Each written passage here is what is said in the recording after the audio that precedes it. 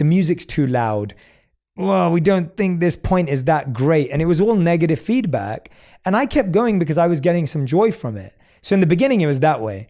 I think I've tried to hold on to that as much as possible, because as the scale grew, the plethora of negativity or criticism or judgment got louder as well.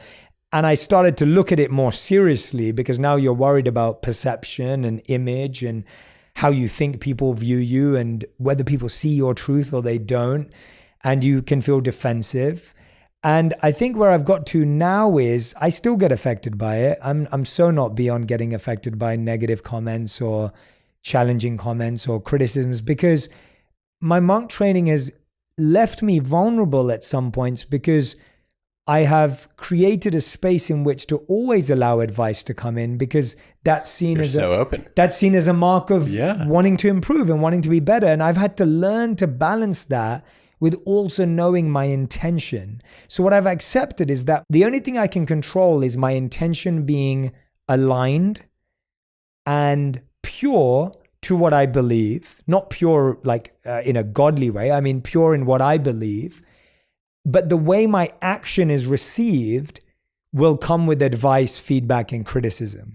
And all I can keep doing is keep refining my intention and hope that that will channel the effective communication externally. And no matter how perfect 10 it is, it will never be perfect. And therefore there will always be criticism, no matter how phenomenal an idea it is or whatever it may be.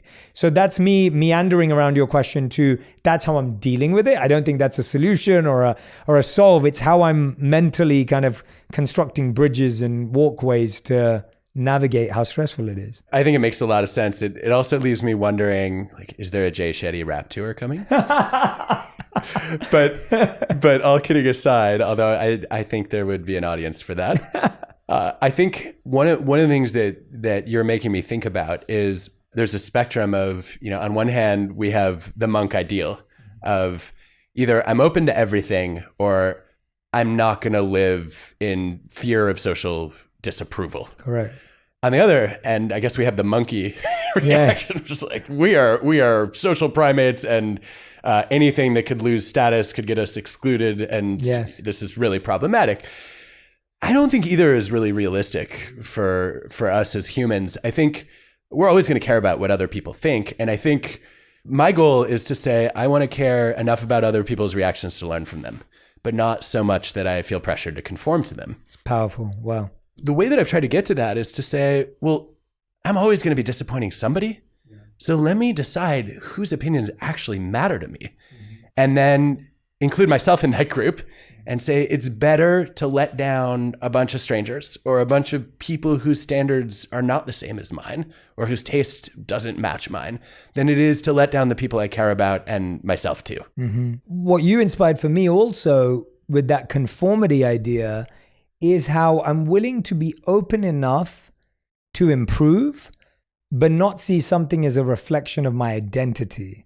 And I think that's where we all struggle, where it's like when someone laughs at you, you feel like they're laughing at you, not at that particular event and moment and day or evening or improv or whatever it was. You feel you are someone who should feel shameful, as opposed to that was a moment where I made a mistake. And I think that's where I think you struggle when you hear feedback or advice that you start attaching to your identity. I think it's a huge problem. And I think one of the most reassuring bodies of research that I guess speaks to this from the book is the overblown implications effect. The idea that when people see you make a mistake, they don't actually attribute that to your incompetence or your lack of character like you think they do.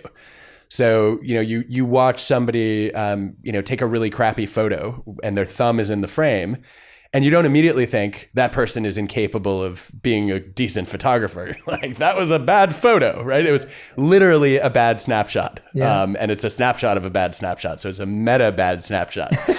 I think somebody, is trying to cook and they burn whatever's in the oven. You don't immediately think they're a bad cook. You think, like, oh, they got distracted, or they, didn't have the right recipe, or this is the first time they're trying that. And I think we're really good at recognizing that in others. Right? We don't sort of leap to conclusions that they're inescapably, hopelessly flawed and that their failing makes them a failure. But I think in our own self-talk and our self-assessment, we do so much of that. Like, I screwed this up. I am a screw up, and everyone else is going to know it. So true. And it gets really dark. It gets really, really dark. I'm so glad we went there. And thank you for asking me to reflect on that too, because I'm always trying to find better pathways mentally to deal with these things that you have to navigate on a daily basis. So. I think we all are. And I don't think you need to thank me for wanting to learn.